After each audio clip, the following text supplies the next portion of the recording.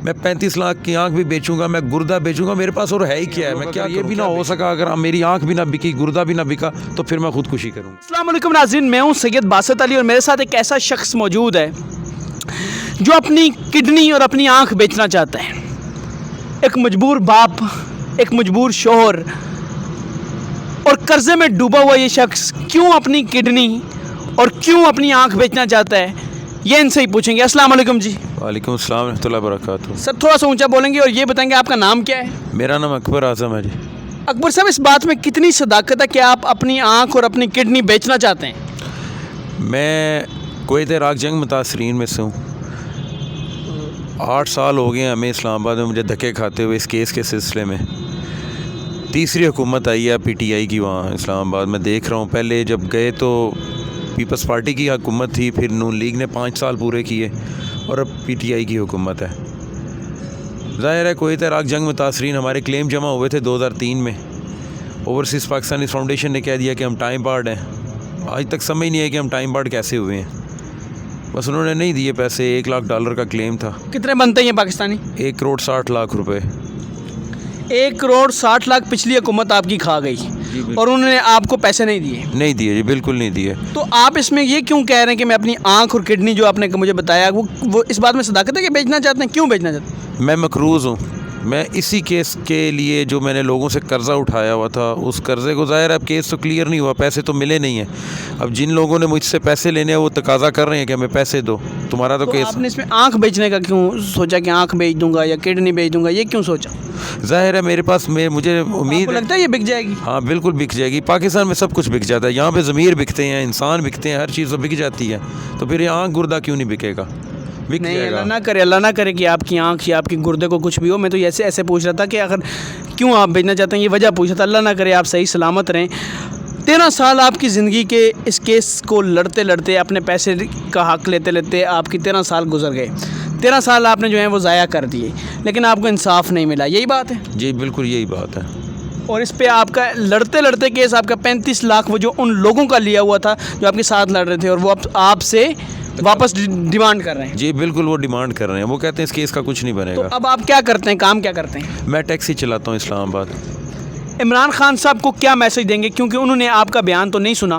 पुरानी हुकूमतों ने जो आपका जो उनको, इमरान खान को नहीं पता होगा, लेकिन पुरानी हुकूमतों ने आपके साथ जो घपला किया, उस पे इमरान खान साहब को आप क्या कहना चाहेंगे? इमरान खान साहब से बहुत तवक्कुआत है मुझे, लेकिन मुझे ये भी उम्मीद है कि हमारा मामला जो है वो ब्यूरोक्रेसी तक रह जाता है, ऊपर मामला नहीं जाता, PM साहब तक नहीं जा रहा हो, क्योंकि ये मिनिस्ट्री भी ओवरसीज़ पाकिस्तान, इसकी मिनिस्ट्री भी PM साहब ही होल्ड कर रहे हैं। अगर उन तक ये बातें चली जाएँ तो जिस तरह वो रियासत मदीना का ववेला करते हैं या वो करना चाहते हैं, नज़र भी आ रहा है कि वो बहुत कुछ करना चाहते हैं इस मुल्क की गरीब अवाम के लिए, उनको हमें हकूक़ देना चाहते हैं, लेकिन मसला ये उन तक कोई बात पहुँचे तो फिर है ना। चलें, इस वीडियो के थ्रू हम यकीन ये लोग पहुँचाएंगे आपकी आवाज़। ये एक सफ़ेद पोश हैं और इस्लामाबाद से लाहौर आए मुझसे मिलने की, किसी तरह मेरी आवाज़ मीडिया पे रिकॉर्ड हो जाए। और 7 साल ना कि इन्होंने प्रेस क्लब के बाहर एहतजाज किया। 7 साल जी 7 साल। और एक बात मैं आपके चैनल के तवज्जुह से ये कहना चाहता हूँ कि 5 अक्टूबर 2018 ओवरसीज़ पाकिस्तानी मिनिस्ट्री में आसिफ साहब सेक्रेटरी थे और उनके सामने, और डिप्टी सेक्रेटरी अख्तर सईद साहब और सीनियर जॉइंट सेक्रेटरी एजाज़ अहमद मेमन साहब के सामने ओवरसीज़ पाकिस्तानी फाउंडेशन के ऑफिशल्स, उन्होंने एतराफ़ जुर्म किया था कि उन्होंने हमारे क्लेम यूनाइटेड नेशन को भिजवाई नहीं। अब उन्होंने क्लेम नहीं भिजवाए, उनकी नेग्लिजेंसी है, उसकी सज़ा हम लोगों को क्यों मिल रही है? ये एक सवाल है आपके चैनल की वसात से मैं पूछना चाहता हूँ PM साहब से कि जनाब उसकी सज़ा हमें क्यों मिल रही है, हमारा क्या कसूर है? चलें, PM साहब उम्मीद करते हैं कि वो आपको सुनेंगे, जब उन तक बात जाएगी इंशाल्लाह वो आपको मामला लाजमी हेल्प करेंगे। लेकिन पहली आवाज़ बनेंगे ये लोग। ये एक सफ़ेद पोश हैं और इनका ये बताऊँ कि बच्चों की फ़ीस भी ये नहीं दे पा रहे, उसका क्या मामला है ये? लेकिन जी ज़ाहिर है, जब मैं कर्ज़े उठा के पिछले साल 1 साल से तो कोविड का इशू रहा है, और आपको पता भी है कि इस्लामाबाद में सबसे ज़्यादा वहाँ पे सख्ती, यानी दूसरे शहरों से, दूसरे सूबों से सबसे ज़्यादा सख्ती कैपिटल में हुई, क्योंकि वो ज़ाहिर है कैपिटल था। वहाँ पे बड़ी बुरी तरह अब जो मामलात ज़िंदगी है ना, बड़ी बुरी तरह मुतासिर हुए हैं। ख़ास करके ये मज़दूर तबका जो मैं हूँ, मेरे जैसे कई लोग हैं जो मुतासिर हुए हैं। लेकिन मेरा इशू ये है कि मैं 2-2, 3-3 जगहों पर बटा हुआ हूँ। बच्चों की ज़िम्मेदारियाँ, केस की ज़िम्मेदारी, भाग दौड़, लोगों को जवाब देना, जिनके पैसे लिए हुए उनको कर्जा वापस करना, कोई एक मामला तो नहीं मेरा। मैं 5-6 जगहों पे उलझा हुआ हूँ। मैं आपकी चैनल की वसात से बिल्कुल सीरियस हूँ, यकीन करें। आप भी अगर मुझे फ़र्ज़ करें, कोई मुझे कल फ़ोन कर देना कि हम आँख लेना चाहते हैं, मैं बेचने के लिए तैयार हूँ। मैं 35 लाख की आंख भी बेचूंगा, मैं गुर्दा बेचूंगा, मेरे पास और है ही क्या है, मैं क्या करूं, क्या बेचूं मैं? मेरे पास अपनी पर्सनल प्रॉपर्टी तो 1 इंच भी ना मेरे पास कोई जगह है, ना मेरी गाड़ी है, ना मेरे पास कोई जेवरात है, कुछ भी नहीं है मेरे पास। था सब कुछ। मैं कुवैत इराक वार फैक्ट्री हूँ, मैं बाय बर्थ कुवैती हूँ, मैं कुवैत में पैदा हुआ था, पढ़ा लिखा भी वहीं पे, बड़ा खुशहाल था मैं। लेकिन अब ज़ीरो हो चुका हूँ और ये ज़ाहिर है मैं भी ओवरसीज़ पाकिस्तानी हूँ। आजकल ओवरसीज़ पाकिस्तानी रीढ़ की हड्डी इस मुल्क के बने हुए हैं, तो हम भी ओवरसीज़ पाकिस्तानीज़ थे। हम लोग भी इस मुल्क की रीढ़ की हड्डी हुआ करते थे। हम लोग भी ज़र मुबादला कमा के इसी मुल्क को भेजते रहे हैं। लेकिन मसला ये है कि वो तब के हुक्मरान थे, आज वो हुक्मरान खुद लूट मार करके इंग्लैंड और अमेरिका जाके बैठे हुए हैं, उनको को पूछने वाले। अल्लाह करेगा इमरान खान साहब आपकी बात ज़रूर सुनेंगे। हमारी दुआ है कि आपकी किडनी और आपकी आंख आप पूरे सलामत रहें और आपका मसला हल हो जाए।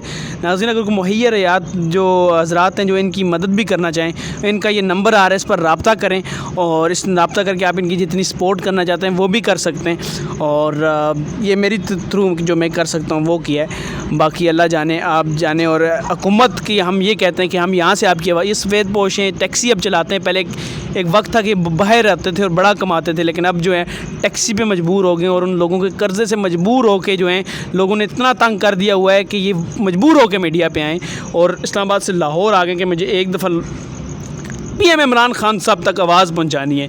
तो हमारी रिक्वेस्ट है और हाथ जोड़ के रिक्वेस्ट है कि आप जो है इनको जो है जितना भी इस वीडियो को शेयर करें ताकि ये इमरान खान तक पहुँचे और हुकूमत तक पहुँचे, ताकि इनको इंसाफ मिले। और अगर आप इनकी हेल्प करना चाहते हैं, कोई बंदा करना चाहता है इनकी हेल्प, तो वो तो इनका नंबर आ रहा है, इस पर रब्ता कर सकता है। और कुछ कहना चाहेंगे? हाँ जी, एक आखिरी बात आपके चैनल के तवज्जो से कहना चाहता हूँ। आपके चैनल के सामने हाथ जोड़ के मैं कह रहा हूँ कि जनाब PM साहब सिर्फ 5 मिनट अपने कीमती वक्त में से सिर्फ 5 मिनट मुझे दे दें। मैं 5 मिनट में आपको टोटल कुवैत इराक वार फैक्ट्रीज़ का केस ब्रीफ कर दूँगा कि हमें जानबूझ के सज़ा दी जा रही है, हमारा कोई कतन कोई कसूर नहीं है और हम लोग कुवैत इराक वार फैक्ट्रीज़ और हम डिज़र्व करते हैं। और जो साबिक़ा हुकूमतों ने हमारे साथ किया वो भी मैं आपको बता दूँगा। सिर्फ 5 मिनट अपने कीमती वक्त में से मुझे दें, मैं आपको सब कुछ बताऊंगा। यकीन कर, हम लोग बहुत मजबूर हैं, हद से ज़्यादा हम लोग मजबूर हैं। और ज़ाहिर है हम लोग इसके अलावा फिर ख़ुदकुशियाँ करेंगे। हम लोग अगर ये भी ना हो सका, अगर मेरी आंख भी ना बिकी, गुर्दा भी ना बिका, तो फिर मैं ख़ुदकुशी करूँगा। और मेरे पास कोई हल नहीं है, फिर क्या करूँ मैं? मेरे पास और कोई रास्ता ही नहीं है निकलने का। हक है, हक मांग रहे हैं, कोई भीख नहीं मांग रहे हम इदारों से। हमारा हक है जो खाया हुआ इदारों ने, उसकी सज़ा हमें क्यों मिल रही है? अगर जो खा के भागे हुए उनको पकड़ें, उनसे रिकवरियाँ करें, हमें तो दें। हमारी तो कोई गलती नहीं है ना, हमने क्या किया होगा? ये मैं कहना चाहूँगा जी आपके चैनल की। चलें जी, अल्लाह करे आपकी ज़िंदगी आसान हो और जो अल्लाह पाक आपको आसानियाँ दे सकता है वो दे। नाज़रीन, ये थे मेरे साथ वो मजबूर शख्स जो कि अब इस हालत में आ गए। मैंने इन्हें कहा कि नहीं, अल्लाह ना करे कि आप किडनी और अपनी आंख बेचें, बल्कि मैं चाहूँगा कि मेरे चैनल से अगर कोई इनकी हेल्प होती है तो वो लाजमी हो। इनका नंबर फिर से आ रहा है, कोई इनसे रब्ता करके पूछना चाहिए, जो भी करना चाहिए वो भी कर सकता है। बाकी फ़िलहाल मुझे और इनको इजाज़त दें। फ़ी अमान अल्लाह। अस्सलाम वालेकुम रहमतुल्लाहि व बरकातुहू।